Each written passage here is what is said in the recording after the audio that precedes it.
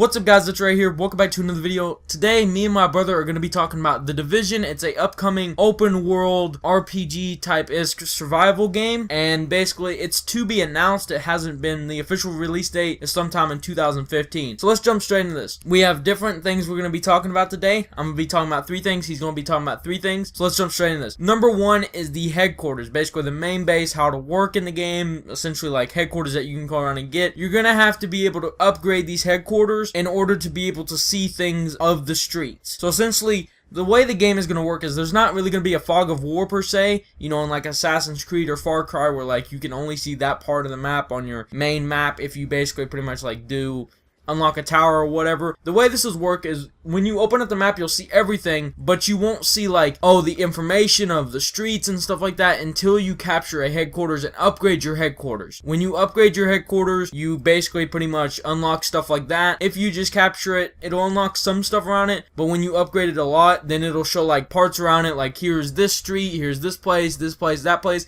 Gives you more information about the surrounding area, basically. Alright, so next, we basically have the sentry turret in the game. This is something that I'm probably going to be using a lot. There are 2 variations we have seen of the sentry turret. Number 1 is normal sentry turret, as we know. And number 2 is a flamethrower version. So, those are the 2 types of turrets. Now, I do believe you'll get the normal sentry first, and then you'll probably have to upgrade it to the flamethrower later. I'm not really sure how that's going to work, if you're just going to be able to purchase it as a, you know, upgradable skill under the menu, or you'll have to probably get components maybe to craft the new upgradable version. I'm not sure about that yet. Finally, number 3, we're going to talk about Dark Zones. Dark Zones is PvP areas. It's the only PvP areas in the game. There's no other PvP in the game besides in these Dark Zones. Now, the way it works is it's flawless multiplayer transition to a degree. So you're walking and you walk into a Dark Zone and it randomly puts you into a lobby with other squads of other people. That's the way it works. Now, the way the looting works is that any loot that you bring into the Dark Zone, if another squad kills you, you will not lose that. However, the loot that you get inside the Dark Zone, if another squad kills you, they're able to loot that loot. And that's simply how it works, alright? Now, I would imagine if you were to get loot in a Dark Zone, then go out of a Dark Zone, then go back into it, that loot would be perfectly safe. I'm not 100% sure how that works, though. Alright, so, now we have my brother here, who's basically going to talk about the customization and some other stuff as well. So first off, we're going to talk about customization, what you can do with your character. First of all, we've already looked. You can pretty much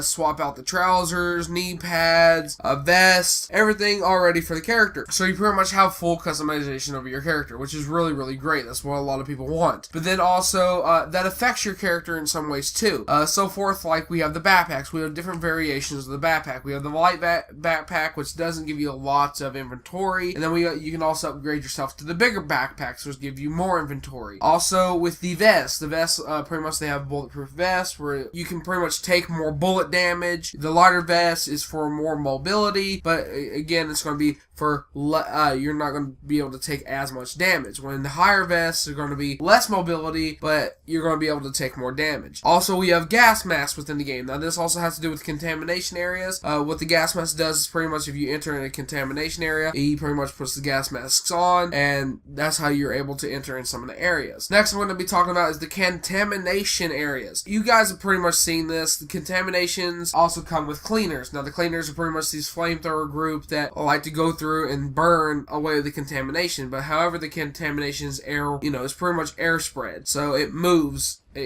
from area to area. Airborne, basically. It's airborne. So when you enter within this contamination area, there's some contamination areas where you'll be able to enter without a mask, you know, because it's low contamination. But then you have the high concentrated contamination areas where it requires you to have a mask, or else you'll get sick and get contaminated. So the contaminations vary. What me and Ray have also noticed is that it'll say contamination 5.0, 3.0. So they really range within different things. Sometimes they'll say contamination low, and then sometimes they'll say contamination critical. Now, the critical ones is where you want to wear your mask. You pretty much cannot enter that area unless you wear your mask. Onward, I'm also going to be talking about social networking. Now, the social networking is a very, very intricate process. There's social areas, basically. So pretty much what Ray said, there is Dark Zones, which is the PvP section. Then you have the social network, social zones, where pretty much you meet up with other players, and you can trade with other players, and pretty much just meet up and talk and socialize with them. So that's also a really neat feature as well. So if you want to also go and trade with another player, let's say he has some better loot and you want to pay him, or if you guys have like cans of food and he has awesome weapons, boom, you guys can sit there and swap some ammo and stuff around. So it's really awesome that they put the social zone in there as well, so you can pretty much trade with other fellow players as well. Another thing with the game, and this is